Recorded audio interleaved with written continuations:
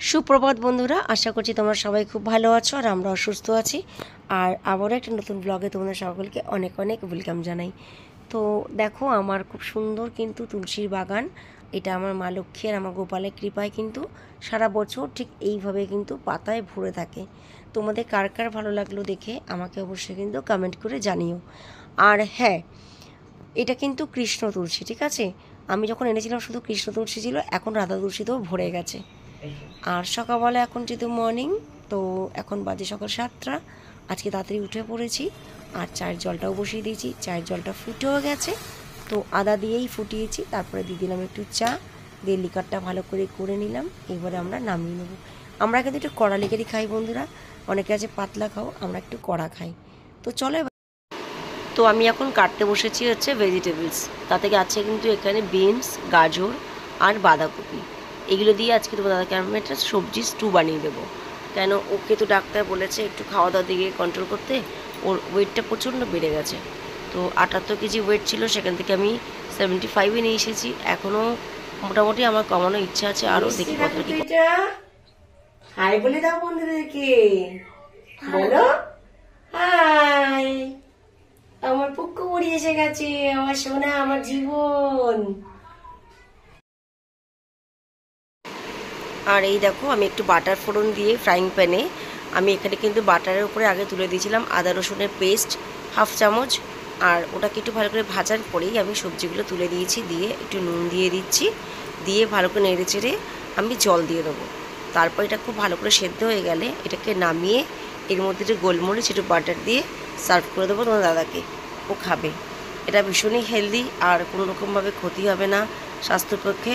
তো এটা কিন্তু তোমরা বাচ্চাদেরকেও খাওয়াতে পারো, যারা সবজি খায় না তাদেরকে একটু চিকেন, তার এর মধ্যে ছোটো ছোটো কুচি করে চিকেন দিয়েও করতে পারো।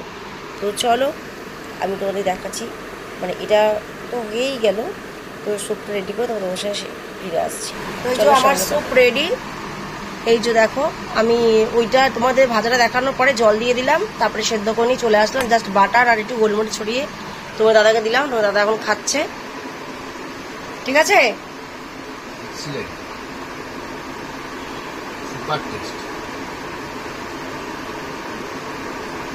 খুব গরম কিন্তু।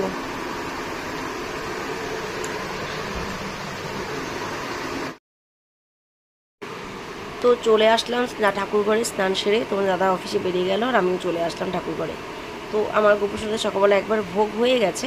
তো এবার আমি এখন বাজে 12:30, এখন এসেছি আমি সব ঠাকুরকে একসঙ্গে ভোগ দেবো।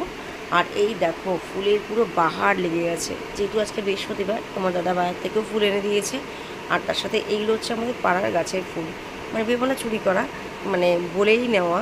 প্রত্যেক দিন আমাদের মানে আমার পাশের বাড়ি থেকে ফুল আসে, ওদের টগর ফুল গাছে ভর্তি হয়ে থাকে। আর কিছু জবা আছে আমার গাছে, কিছু আছে পাশের বাড়ি গাছে। তো ওদের বলা আছে যে গোপাল সেবা হয় আমাদের ঘরে, তো সেই জন্য ওরা বলেই রেখেছে। তো বলে যা লাগবে ওরা ফুল নিয়ে যেও। তা ওদের জন্য কিছু রেখে আমরা আমাদের মতো একটু ফুল নিয়ে চলে আসি। তো এই হচ্ছে। তো সাজুগুজু করে বিকেলবেলা আমরা এখন চললাম আমার বোনের বাড়ির উদ্দেশ্যে। আর ওই দেখো, আমার মেয়ে ওখানে বসে আছে, একটু মুখটা ভার হয়ে আছে, আমার সাথে একটুখানি খুটুমুটু হয়েছে। তো যাই হোক, আমি আমার পুচকুর সাথে গল্প করতে করতেই চলে যাচ্ছি। ও কথা বলবে না, মুখটা ভার করে ওদিকে ঘুরে বসে আছে। তো ঠিক আছে, একটু পরে আবার ঠিক হয়ে গেলে তখন আবার সবাই একসঙ্গে গল্প করবো। এখন আমি আর আমার পুচকু দুজনে মিলে গল্প করছি, আর করতে করতে পৌঁছে যাবো এক্ষুনি আমার বোনের বাড়ি। চলো ওখানে গিয়ে দেখা হবে। বাইরে বৃষ্টি পড়ছে টিপ টিপ করে, আর আমরা এই গ্রামের সিনারি দেখতে দেখতে পৌঁছে যাচ্ছি বোনের বাড়ি। বিশ্বাস করবে না বন্ধুরা, বেশ ভালোই লাগছে। কিন্তু আমি জানি না কেন লোকে বলে গ্রাম ভালো লাগে, আমার কিন্তু শহর ভালো লাগে। জানি না, এটা আমার ছোটোবেলাকার ন্যাক। আমি কখনো ডাউনের দিকে আসতে গেলে আমার একদম ভালো লাগে না, আমার কিন্তু আপের দিকে যেতে খুব ভালো লাগে, মানে শিয়ালদা, ঠাকুরিয়া, যাদবপুর এসব দিকে আমার যেতে ভীষণ ভালো লাগে। তো বোনের বাড়ি, তো বোন আছে যখন সেখানে ভালো আমার লাগবে। ঠিক আছে, গল্প করতে করতে চলে আসলাম বোনের বাড়ি। তা আমার মেয়ে পুচকু ওরা সব নিচে আছে, পা হাত পা ধুচ্ছে। আর আমি তাদেরকে ধুয়ে উপরে উঠে আসলাম। আমার সব কাজই চটপটে, আমি চলে আসলাম আর তোমাদের সঙ্গে বোনের রুমটাকে শেয়ার করছি। উপরে চলে খাটের মধ্যে খাবি? হ্যাঁ, নিয়ে খাবো তো, কি ভাত খেতে নেই। যেমন আমরা কাটি সব গোপন।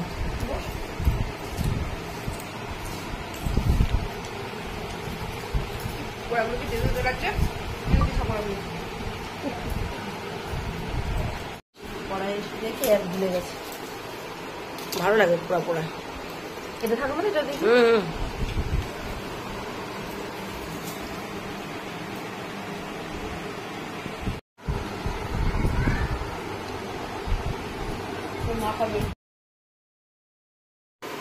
তো বন্ধুরা, এটা পরের দিন সকালবেলার ভিডিও।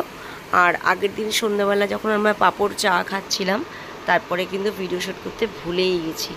কী অবস্থা বলো তো, সব এক জায়গায় হয়েছি তো আনন্দ গল্প করতে করতে না একদম ক্যামেরা অন করতে মনে নেই। তো তারপরের দিন সকালবেলা ভাবলাম না, এখন একটু ছাদে এসেছি, বেশ ভালো লাগছে, তোমার সাথে একটু শেয়ার করি। আর আমার পুচকু নিচে দুষ্টুমি করছে, বায়না করছে, ওকে নিয়ে আসি। নিয়ে এসে তোমাদের দেখাচ্ছি। একটা গাছে এত বাতাবি লেবু হয়েছে, একদম ছাদের পাশে। ও মানে আমার বোনের হচ্ছে কাকি শাশুড়ি বাড়িতে। তো ওরা ওদের আশেপাশে যা হয় ওরা সবাইকে দিয়েই খায়। যেহেতু কাকি শাশুড়ি গাছ, ওরাও ভাগে পাবে। কিন্তু সেটা পরে কথা। দেখে আমার ভীষণ ভালো লাগছে, এত সুন্দর বাতাবি লেবু হয়ে আছে। তাও জুম করে দেখাই, এই দেখো,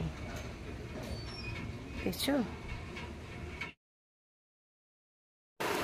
তো বন্ধুরা, আজকে বাড়ি চলে যাব, তাই সব সাজগুজু করছি, রেডি হচ্ছি। আর কালকে থেকে এত বৃষ্টি হচ্ছে, এত বৃষ্টি হচ্ছে, মানে বলবার কথা না, একদম ভালো লাগছে না।